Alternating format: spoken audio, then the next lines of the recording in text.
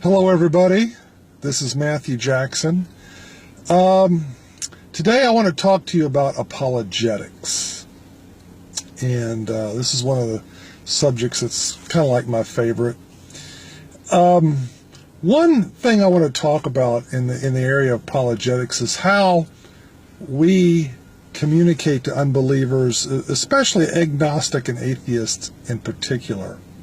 How many times have you heard an evangelical tell an atheist or an agnostic who's trying to wrap their brains around God, well, you just have to take it on faith and give your heart to Christ.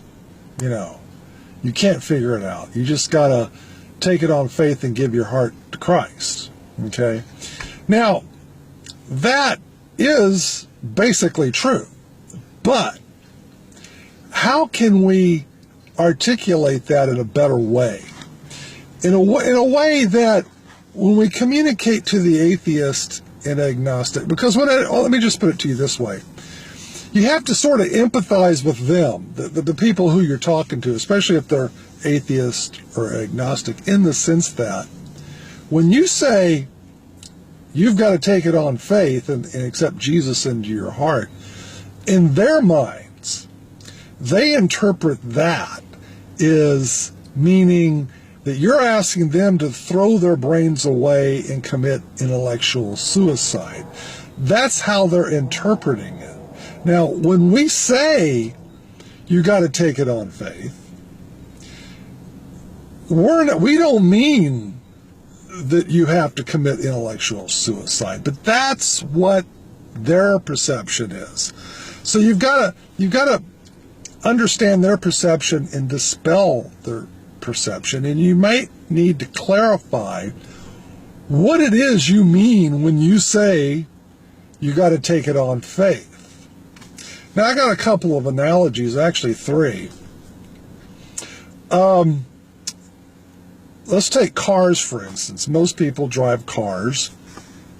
I'm in a car right now. Now, when I start my car, I basically start my car on faith. I take it on faith that the car is going to start. I am not an auto mechanic by any means. I could not tell you why a car starts when you put the key in the ignition and you turn the key. You know, I know there's a battery in the under the hood, and that's hooked up to a small motor that primes the big motor. Okay, and there's some wires hooked up in there, but beyond that, I that's all I could tell you in terms of why the car starts. Take your computer, for instance. You know, you press the on button, and then you press Control-Alt-Delete, type in your password, and boom, you're on your computer, okay? Well, I just know that I can log onto my computer when I do those things. But actually what goes on in the computer and how the hardware and the software interface with each other, I couldn't tell you that. I don't understand all the facets of what goes on inside my laptop computer. Now, an IT guy could, okay? So you don't have to understand God. Well, I mean, look, we all understand God to a point. We have the Bible, we have His Word that reveals His character to us. But when it's all said and done at the end of the day, we as finite human beings are not capable of totally comprehending God, okay? So we have to take it on faith. But it's not a blind faith. It's not throwing your brains away and committing intellectual suicide, as a lot of agnostics and atheists perceive to be.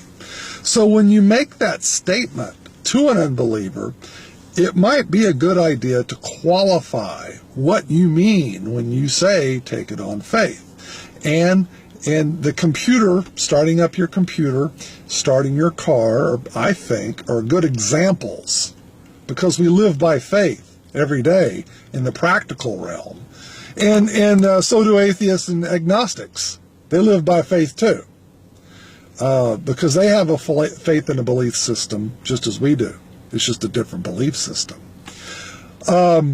Now, here's, at the risk of sounding chauvinistic, women. How many of you men out there actually understand women? Okay. Well, I don't understand women. Women are very complicated creatures, but it's never stopped me from having a relationship with a woman. Okay? So, now women, obviously, it's not totally analogous to God because women are tangible creatures whom we can directly see and touch and have a relationship with in many ways. And we may not understand them all the time, but, you know, they're a lot more tangible than God is, where God's invisible, more abstract. So the thing is, we interface with things and people all the time that we don't totally understand and can't totally wrap our brains around it. But for whatever reason, the atheists and agnostics want to make excuses when it comes to God. So anyway, that's the summation of my presentation today, is just to encourage you to give more elaboration and detail to an unbeliever when you say, take it on faith. Make it clear to them.